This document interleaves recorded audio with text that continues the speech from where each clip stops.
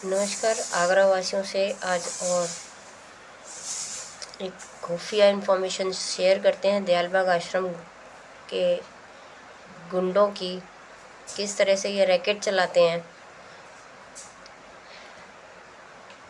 एक तो मैंने बताया था कि बुज़ुर्गों को घेरते हैं, राधा स्वामी मठ से निकालने की धमकी देते हैं। आपकी बच्चे स्कूल कॉलेज में हैं इनके, तो उसकी धमकी देते हैं निकालने की। घर है अंदर तो उसकी धमकी देते हैं निकालने की। इनका और रैकेट एक और लूप होल मेरे सामने आया है। कई लोगों ने मुझसे पूछा था ये जो मकान के कब्ज़ाधारी करते हैं, घेरते हैं, इसका ये करते क्या हैं। तो धीरे धीरे मेरे सामने ये साक्ष्य आए हैं कि इसका ये जैसे बड़े बड़े अधिकारी कहीं से रिटायर होके आते हैं, इनके काम के हैं या फिर रिटायर होने के बाद काम के हो सकते हैं, तो ये उनके बच्चों को जैसे गैर सत्संगी भी उनके बच्चों को जॉब दे रख लेते हैं, एडमिशन रख लेते हैं, या हम यहाँ सोर्स से वहाँ एडमिशन दिला देंगे, नौकरी दिला देंगे। कई अधिकारियों को ये ऐसे खरीदते हैं। कईयों को ये रिटायरमेंट के बाद अपना एक प्रलोभन देते हैं कि हमारे आश्रम में एक से एक घर मकान है, वहाँ रहने की आपको सुविधा मिलेगी, और वहाँ जैसे कि धोबी घाट है, भंडार घर है, स्कूल कॉलेज हैं, सब कुछ है कि कुछ जो है सारी सुविधाएं होंगी। कहीं भी आप सेवा कर सकते हैं, आपको मुफ्त में घर मिल जाएगा, मुफ्त में खाना भंडार घर में मिलता है। दूध बहुत कम है, शायद 8 या 12 रुपये किलो, पता नहीं, मुझे एग्जैक्टली नहीं पता, लेकिन सालों तक 8 रुपये किलो था। अब 20-28 हो गया होगा ज़्यादा से ज़्यादा इतनी महंगाई में। और मक्खन हमारा बहुत सस्ता है, बहुत अच्छा है, प्योर चीज़ें खाने को मिलेंगी, खेती की।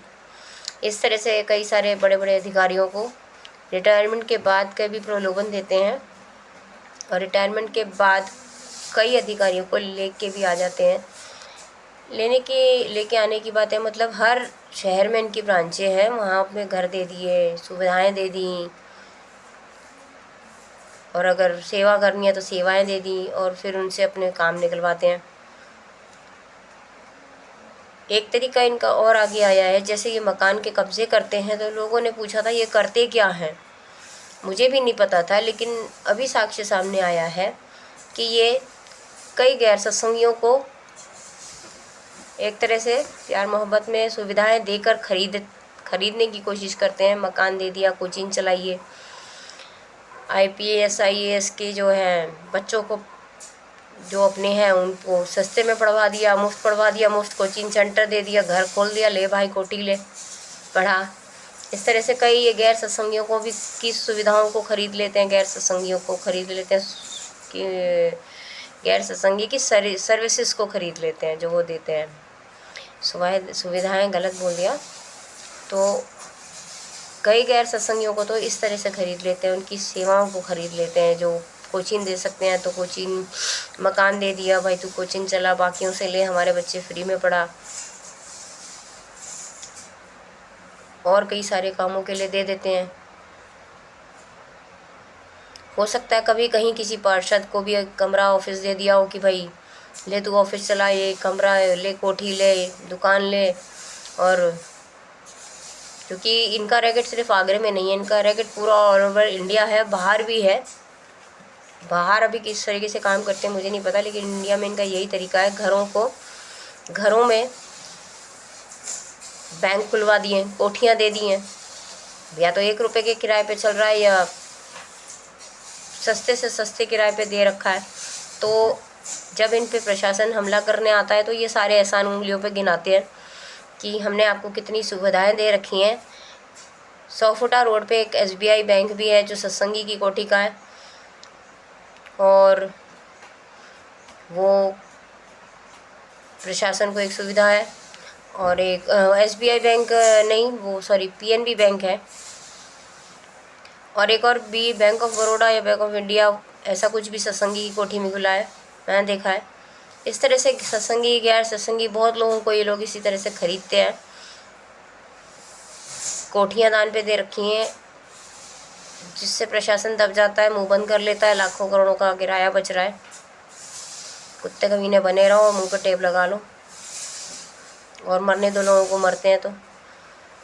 लोगों का खून चूसते हैं, लोगों का से टैक्स भी लेते हैं, हर चीज़ का टैक्स लेते हैं। पहले तो आप इनकम काट देते हैं, इनकम टैक्स लेकर इतना बड़ा हिस्सा इनकम का खा जाते हैं, गड़क जाते हैं।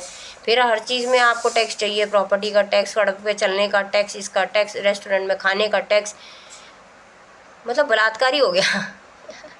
ये बेचारे जो कमाने वाला है उसका लिटरल बलात्कार, उसकी कमाई का चीर फाड़ कर दिया। फिर डाक खाना है दयालबाग का, जैसे डाक खाना 1 रुपये किराए पे चल रहा है, सरकार को मुफ्त में मिला हुआ है, तो वो एहसान से टेप लग जाता है। बिल्कुल रितु महेश्वरी जैसे शायद इसी एहसानों से दब जाते होंगे, क्योंकि रितु महेश्वरी जब डीएम थी गाजियाबाद में तो ऐसी उधेड़ बुन करती थी, उसके आगे आदित्य बिरला जैसा कोई ब्रांड नहीं टिका। अब तो वो यहाँ पे जिंदा लाश है, एक तरह से मरी हुई आत्मा है, काम नहीं करती रितु महेश्वरी, अब बिकी हुई है, शायद दबी हुई है, पता नहीं, भगवान जाने। लेकिन वो रितु महेश्वरी नहीं है, वो एक मुर्दा जिंदा लाश की तरह हमें लगती है, मुर्दे की तरह घूम रही है, मोबाइल मुर्दा है। गौर साहब भी जालबाग आश्रम के छलावों में आ गए हैं। जो हमारे commissioner Ravindra Gaur, SP Baghel professor cabinet हैं, सांसद हैं, कैबिनेट में हैं, रहे हैं। वो जालबाग आश्रम के अब आश्रय में आ गए हैं, उनको श्रेय, उनका आसरा दे रहे हैं, उनके आश्रय में आ गए हैं। मैंने देखा है जिसकी एफआईआर उनको करानी होती है उनका तरीका वैसा देखा है मैंने, और जिसकी नहीं करानी होती वो भी देख लिया। डीसीपी सूरज राय और केशव चौधरी तो सबसे बड़ा कमीना है, माफिया है आगरा का। और कुछ माफिया ऐसे हैं जो माफ़ी मान चुके हैं चुनाव में, तो हम नहीं बोलेंगे उनके नाम, काफ़ी सेवाएं की है उन्होंने। और हमार विहार चौकी पूरी बिकी हुई है, लुच्ची है। और नुआगरा थाना पूरा बिका हुआ है। ये जो पुलिस महकमा है ना, ये सारे लोग अब ऐसा लगता है जैसे तवायफ होती है ना, पैसे वालों के लिए नाचती है, जब मन करता है तब नाचती है, और नाचती भी है तो पैसे वालों के लिए नाचती है। ये तवायफ हो गए हैं, सारे के सारे लोग तवायफों की तरह बिहेव करने लगे हैं, तवायफों के गुण आ गए हैं। और इन लोगों ने अपने ऑफिसों को ऑफिस नहीं, मंदिर नहीं, कोठा बना लिया है, जिसमें न्यू आगरा थाना तो बिल्कुल ही मरा हुआ है। हाँ, मयंक पाठक छोटी मोटी एप्लीकेशनों पे काम कर गए होंगे, दयालबाग आश्रम को खिलाफ तो कोई बोलेगा नहीं। अब गुरु मरा हुआ तो हम क्या करें, गूंगा अंधा बैठा हुआ है, कैप्चर में है, तो हम क्या करें। न्यू आगरे थाने वालों को मैं सारी कंप्लेंटें दे चुकी हूँ कि गुरु जी की जान को खतरा है, गुरु जी को कैप्चर कर रखा है, सबूत दे चुके हैं जी। गुरु जी ने आश्रम को करप्ट घोषित कर दिया है, पूर्ण रूप से करप्ट घोषित कीजिए। एसडीएम की सील तोड़ देते हैं, 10 साल की जेल है, वो कंप्लेंट दे रखी है। धारा 144 में आप हथियार लेके निकले हुए हैं, दयालबाग आश्रम वाले खेत के बहाने गांव वालों को मारना पीटना करते हैं और लोगों को धमकाते हैं। हथियार लेके निकल के खेत के बहाने घूमते हैं, 2,500-3 हज़ार की 5 हज़ार की भीड़ इकट्ठे कर रहे हैं, वो उसकी कंप्लेंट कर रखी है।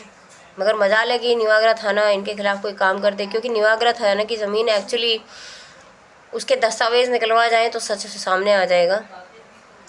और जितनी ये रेनोवेशन हरी पर्वत थाने पे और न्यू आगरा थाने पे हुई है, इसकी आप सब लोग आरटीआई डालिएगा, बहुत मज़ा आएगा। इतना पैसा कहाँ से आ रहा है भाई,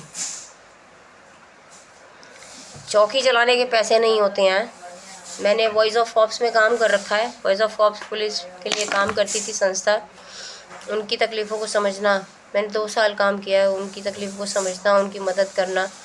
इनकी चौकी चलाने के पे चाय पीने के तो पैसे होते नहीं, तभी तो ये आसपास के बेचारे ठेले उनको पकड़ते हैं, ठोके वालों को, और मुफ्तखोरी करते हैं, हरामखोरी करते हैं। हमने तो ये तक एप्लीकेशन दी थी उस वक्त कि हर चौकी पे, थाने पे भाई इतना काम होता है, ये लोग करते हैं, तो कॉफ़ी और एक मशीन आती है कॉफ़ी चाय सूप की, वो लगा दीजिए भाई, आते जाते भी है लोग पीते रहेंगे, जो बैठते हैं इंतज़ार करते हैं। कोल्ड ड्रिंक वाली लगा दो भाई, जिस पे ज़्यादा कंप्लेंटें हैं, मगर कोल्ड ड्रिंक लगवा लो, कुछ लगवा लो, होनी चाहिए भाई सुविधाएं, कोई बात नहीं। 24 घंटे का काम है।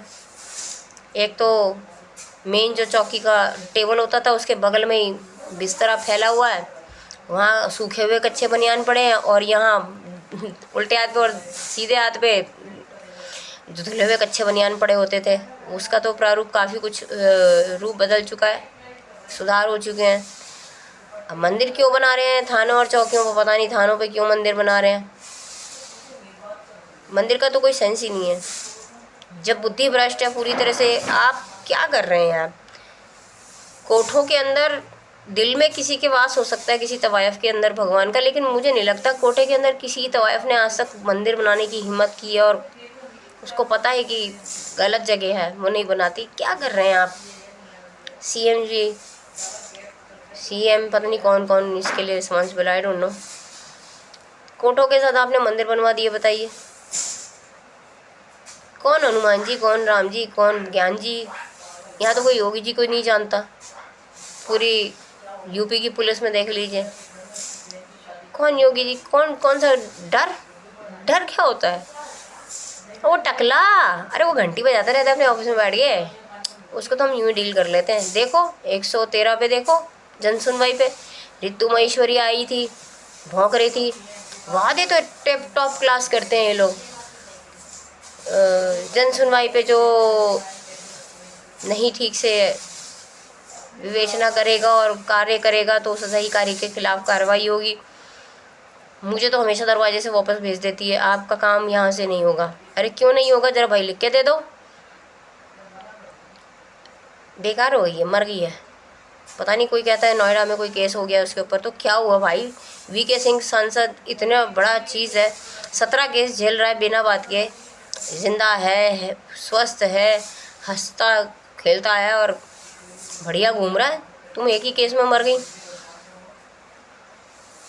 पता नहीं, हो सकता है कभी कभी जो पुरुष गण होता है, पुरुष जो पक्ष होता है, वो औरत को आगे बढ़ता हुआ नहीं देख पाता। अब उसमें पुरुष पक्ष में उनके कलीग्स आते हैं, कौन आता है, समाज आता है, या उनके अपने पति आते हैं कि भाई ये तो मेरे से आगे निकल ली।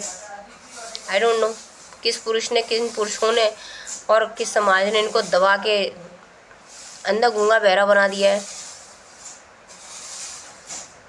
पब्लिक की टैक्स ले लेके उनकी कमाई की हज़ारों की सिल्क की साड़ियाँ पहन के आप निकल लेती हैं शहरों में, और अब कुछ काम नहीं करती हैं। मेरे हिसाब से तो आप ज़ीरो हैं। एसपी बघेल साहब दिसंबर से ज़ीरो हो गए, 2023 के दिसंबर से मनचाहा काम करने लगे हैं। वही है ना, फिर बहुत कुछ मिल जाता है तो भूख ख़त्म हो जाती है, उस चीज़ की वैल्यू ख़त्म हो जाती है। जनता कुत्ता बना के जब तक सबको रखती है तब तक सब ठीक रहते हैं, ज़्यादातर 90% लोग। तो ये इस तरह से बड़े बड़े घर मकान डाक खाने 1 रुपये किराए पे दयालबक्का चल रहा है। वो बात अलग है कि गांव की तरफ, या घाट की तरफ 500 एकड़ ज़मीन सरकार की निकली है, उसमें आप अपना डाक खाना बना सकते हैं, वो 1 रुपया भी नहीं देना पड़ेगा। अब वहाँ ऐश से रहिए, थोड़ा खर्चा होगा, और हमेशा किसी के कुत्ते की तरह किसी की जो है आपकी दुम किसी के पाँव के नीचे नहीं आएगी। आप न्याय कर सकेंगे जनता के साथ, जो जनता, जिस जनता के लिए आपको वहाँ पर नौकर बना के बिठाया गया है सेवा के लिए। और दिल्ली में स्वामीनगर इनकी कॉलोनी है सत्संगियों की, राधा स्वामी वालों की, वहाँ पे इन्होंने एक छोटा सा हिस्सा म्यूनिसिपल कॉरपोरेशन वाले अधिकारियों को दे दिए, मकान बनाकर सुविधाएं दे दी होंगी। तो दिल्ली भी में भी दम मुंह बंद कर दिया, टेप लगा दिया प्रशासन का। लेकिन ये सब ना ज़्यादा दिन चलेगा नहीं। इंसान अगर बेईमानी करने की कोशिश करे तो जो भगवान है ना, अपना भगवान बुलडोज़र चला देता है। ये इनका रैकेट है, अपने घर दे के लोगों की सुविधाओं को ख़रीदना, फ्री में सर्विसेज के लिए। किसी का साइबर कैफ़े खुलवा दिया, किसी की फ़ोटो स्टेट शॉप खुलवा दी, उससे मुफ्तखोरी कर रहे हैं, खुद भी जी भर के, किराया नहीं ले रहे, अपना गंदा संदा काम, गलत काम भी करवा रहे हैं, और किसी को परेशान करवाना है तो वो भी परेशान करवा रहे हैं।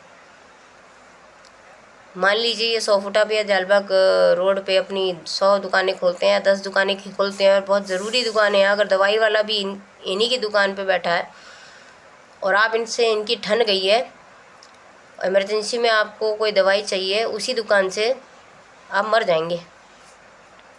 दवाई नहीं देगा दवाई वाला, क्योंकि दयालबाग आश्रम की मुफ्तखोरी वाली दुकान है, मना करके गए हैं भाई ये देख लो नाम और ये देख लो चेहरा। रात के 2 बजे या मान लीजिए कितने बजे भी आपको इसी दुकान से दवाई चाहिए जल्दी से जल्दी अर्जेंट में, तो आप मर जाएंगे, लेकिन आप दवाई नहीं देगा वो। ऐसी कई सारी बातें हैं जो दुकानदार यहाँ पे भ्रष्ट बुद्धि दुकानदार ऐसे ही करते हैं। ये नहीं करते किसी में अकल मर गई है सबकी, हाय हाय करते करते 112 बुलाइए। 112 इनकी खरीदी हुई नहीं है, तो वो आती है तो ये डरते हैं, इनका मुँह निकलता है दयालबाग आश्रम वालों का 112 के सामने। 112 आती है तो लखनऊ में रिपोर्ट होती है। और हमेशा याद रखें कि वीडियो रिकॉर्डिंग करें। वीडियो रिकॉर्डिंग आप पुलिस की नहीं कर सकते, ऐसी कोई कानून और धारा है ही नहीं। बेखटके इनकी वीडियो रिकॉर्डिंग करा करिए, लाइव किया करिए। अगर चैनल आपका ऑलरेडी है तो बच्चों का भी चैनल है, उसमें लाइव ले जाइए यूट्यूब पे, लाइव रिकॉर्डिंग कीजिए, सबको बताइए क्या हो रहा है। आराम से 112 बुलाइए, उनकी रिकॉर्डिंग कीजिए, वीडियो रिकॉर्डिंग किया करिए हमेशा। थाने पे हो, चौकी पे हो, आपका अधिकार है कि आप कहीं बैठे हो तो आप को खतरा हो सकता है किसी भी बात का। महिलाओं को बलात्कार का खतरा, छेड़छाड़ी का खतरा हो सकता है, बदतमीजी का खतरा। पुलिस तो 90% है ही बदतमीज़। पुरुषों को मार देती हो तो पकड़ के चल बया, तुझे समझ में नहीं आ रही, हम कह रहे हैं चुप रहे, चल आजा लॉकअप में आजा, और ढूंढ देते हैं। तो आप लोग लाइव रखेंगे या कोई ऐसे डिवाइसेस रखिए जिससे आपकी जो रिकॉर्डिंग है सीधा घर पे जा रही हो या बाहर थाने के बाहर, चौकी के बाहर जो कार है उसमें जा रही हो मोबाइल में। ऐसी चीज़ों को रखा करिए। अगर ये आपका मोबाइल भी रख लेते हैं तो रिकॉर्डिंग चली गई, आपके वकील पे भी रिकॉर्डिंग चली गई। काफ़ी सारी छोटी छोटी चीज़ें हैं, सुविधाएं हैं, 700 में, 1000 में, 1200 रुपये में, वो आप कर सकते हैं। और अगर आप जुझारू हैं तो ये चीज़ें आप सेट कर ही लीजिए। तो इनके ये तरीके हैं खाली मकानों का, खाली कोठियों का, और ये कैसे प्रशासन वालों का मुंह बंद करते हैं और सरकार का मुंह बंद करते हैं। लेकिन मोदी जैसी और योगी जैसी समझ रखने वाले लोग जो हैं, अधिकारी, इनको टकरा गए तो इनको उखाड़ के फेंक देंगे, किसी भी दिन उखाड़ के फेंक देंगे। बेशक वो इनके दी हुई सुविधाओं के अंदर ही रह रहे हो, वो मुंह पे जूता मार के निकल जाएंगे कि तूने इस दिन के लिए दी थी, निकल यहाँ से। कुछ ऐसे भी दिग्गज होते हैं, खुददार होते हैं कि साले तू मेरा मुंह बंद करेगा। भाई अधिकारियों को घर मकान की सुविधाओं की क्या कमी होती है? सरकार बहुत कुछ देती है। कुछ लोग ऐश में जीते हैं, कुछ लोग सुविधाओं में जीते हैं, कुछ लोग ऐयाशी में जीते हैं। और आज ही एक पोस्ट आई थी कि एमपीओ की पेंशन बंद की जाए, क्योंकि एमपी का जो होना होता है वो समाज सेवा होता है कार्य। किस बात की पेंशन दी जा रही है? बिल्कुल सही बात है। तभी एसपी बघेल साहब जैसे शायद कभी कभी कहीं कहीं मूड जब करवट लेनी होती है तो ले लेते हैं, अरे मेरी तो पेंशन आई जाएगी, इस महिला का काम नहीं भी करूँगा एक आध का तो क्या हो गया। और वो भी भैया दयालबाग आश्रम सीधा करोड़ रुपए की रिश्वत देते हैं। कौन सी रिश्वत थी, क्या लालच था? वोट का लालच था भाई। वोट तो ठेंगा हो गया, वोट तो इन्होंने वैसे भी नहीं दिए, चूतिया बन गए तुम लोग। वोट तो इन्होंने वैसे भी नहीं दिए।